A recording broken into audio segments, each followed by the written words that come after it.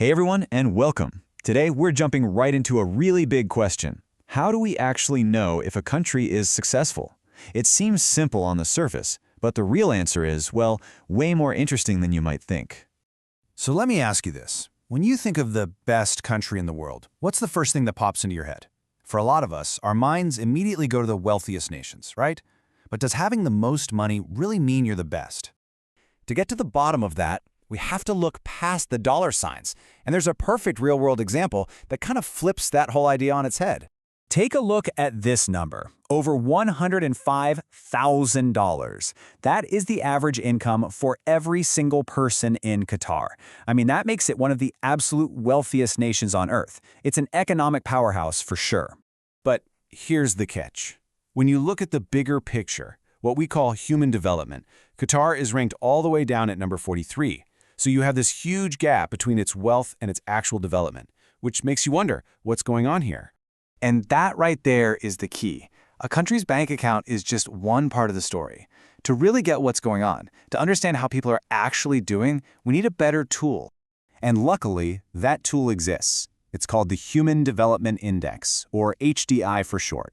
So let's break down what that really is.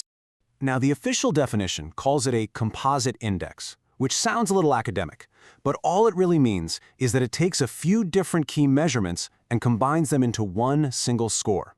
And it focuses on three basic things: living a long and healthy life, having access to knowledge, and having a decent standard of living. You know, the easiest way to think about it is like this. If something like GDP is the report card for a country's economy, then the HDI is the report card for its people. It answers a much more important question. How is the average person actually living their life? So how does this report card get its grade? Well, it all comes down to three key ingredients that go into that final HDI score. It all boils down to these three pillars. They're designed to give us a powerful snapshot of human potential in any country. Let's take them one by one. Okay, first up, health. This is measured with one simple but incredibly telling number: life expectancy at birth. It tells you so much about healthcare, nutrition, safety. I mean, a long and healthy life is pretty much the foundation for everything else, right? The second pillar is knowledge, and the HDI is pretty smart about this. It looks at it from two angles. First, it looks at the expected years of schooling for kids just starting out today. That gives us a glimpse into the future. And second, it looks at the average years of schooling that adults have already completed, which tells us where things stand right now. And finally, we have the standard of living. And yep, this is where money comes back into the picture. The HDI uses gross national income per person. So look, it's not that money doesn't matter. It absolutely does. It's just that with the HDI, it's balanced out by those other two crucial pillars: health and education. Okay, so we know what the HDI is and how it's calculated. Now for the really fun part. Let's see what the rankings actually look like around the globe. So who's at the top of the class? You've got Iceland in the #1 spot, followed right behind by Norway and Switzerland, then Denmark and Germany.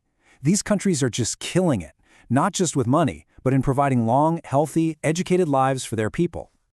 And this chart just illustrates our main point perfectly. Just look at the difference in income between Norway at number 2 and Germany at number 5. Norway's average income is way, way higher, but they're super close in the overall rankings. It just goes to show you that after a certain point, having more money doesn't automatically mean having more well-being. Smart policies can make a massive difference. Now, if we zoom out a bit, the HDI lets us group countries into 4 basic tiers of development. This gives us a really helpful framework for understanding global inequalities and, for tracking how things are changing over time.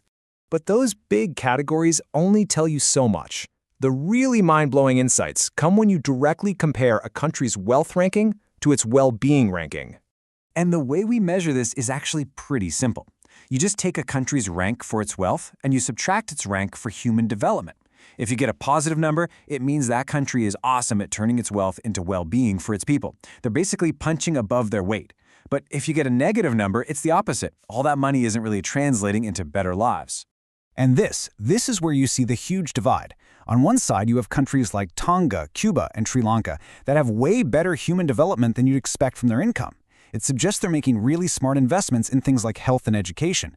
Then, on the other side, you've got countries like Brunei, Guyana, and yup, there's Qatar again, where their development rank is way, way below their wealth rank.